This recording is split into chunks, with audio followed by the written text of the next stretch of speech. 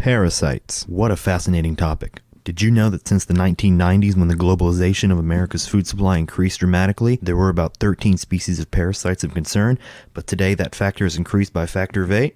I'll bet you didn't, or at least not that specifically. Does this mean you are at risk of a foodborne parasitic infection? You bet. Does it mean you won't be able to take steps to reduce your chances of contracting one of these little critters? Absolutely not. Today you guys will learn about what a foodborne parasite is, where it's found, and what you can do to prevent infection. The textbook definition of a parasite, according to the CDC, is an organism that lives on or in a host and gets its food from or at the expense of its host. That's all well and good, but don't you really want to know what that means in a more complex 400 level class way? Well, first we have to start with how a parasite gets into the food.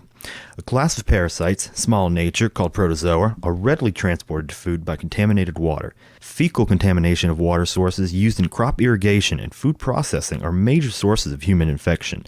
This is what caused the recent Cyclospora cayentensis outbreak in 2014, which affected 207 individuals. The source was found to be cilantro, sourced from Pueblo, Mexico, contaminated with feces. Contaminated water sources are also a major pathway to infecting delicious surf and turf proteins like fish and wild pork. 400,000 Milwaukee residents were infected with Cryptosporidium from contaminated water. Using Dr. Fayer's findings, one leading theory has emerged as to what caused the outbreak. In late March 1993, an isolated sewage leak could have released a cloud of Cryptosporidium-infected human feces into the rivers that feed Milwaukee's water system. The parasitic cloud would have caused the spike in turbidity at the Southside plant before infecting the drinking water. By early April, when the turbidity levels had returned to normal and no further cases were reported, the mass would have cleared the system. The cycle of a parasite starts with an organism that ingests a source of contamination, either another animal infected with the parasite or food contaminated with the feces of another infected animal. The parasite then grows to maturity in the animal until the animal is either eaten or parasitic larvae exit through the feces. To enunciate on this with an example, the life cycle of an anisakid nematode, a type of helminth, begins when a marine mammal eats an infected fish. The larval nematode grows to maturity, and then the marine mammal excretes the nematode eggs into the sea, where they hatch. Shrimp-like animals eat the larva, and fish eat the shrimp. The larvae then develop into the form we see in fish. Then we eat that fish. Did you know that parasites in fish are a common occurrence and that you've probably eaten some? Wait. What were those words I used a minute ago? Protozoa? Helminths. Yes, a protozoa. It is one of the two classes of parasites we are concerned with for food contamination. Protozoa are microscopic one-celled organisms that can be free-living or parasitic in nature. They're able to multiply in humans, which contributes to their survival and also permits serious infections to develop from just a single organism. Helminths are large multicellular organisms that are generally visible to the naked eye in their adult stages. Their subcategories include flatworms, thorny-headed worms, and roundworms.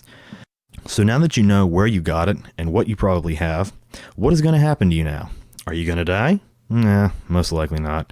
Although some parasites like Toxoplasma gondii can produce a toxin leading to a disease called toxoplasmosis. More than likely, you'll experience a wealth of GI distress symptoms like abdominal pain, diarrhea, and nausea, as well as fatigue.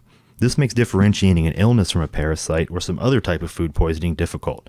The way to determine the difference is by analysis of a stool sample, colonoscopy, or a blood test. Well, screw that. I just don't want a parasite. Well, that is a great attitude for you to have. Let's see if I can help broker that deal. Cook your food. Remember the fish thing we were talking about a second ago. The anisakid nematode does not survive well against heat. Cooking meat to its minimum safe internal temperature will greatly reduce your chances of contracting the parasite. A meat-related outbreak occurred in 2018 when a traditional dish of raw pork was served in California. It resulted in at least 12 cases of the parasitic infection known as trichinosis. Want to make your food even safer? Remember how contaminated water can be used to spray farm fields? Or if birds with a parasite fly over and vacate their system? Try peeling or thoroughly washing fruits and vegetables, especially lettuce, since it will not be cooked. Wash your hands. Since we know that parasites can be transmitted through animal feces, do you think yours is any different?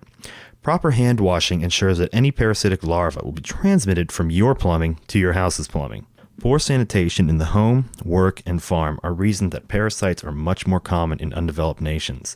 This does not mean that the U.S. is immune from the parasite's grasp. However, by stepping up your own level of culinary ability and sanitation standards, you can seriously mitigate the risk of a parasite in your everyday life.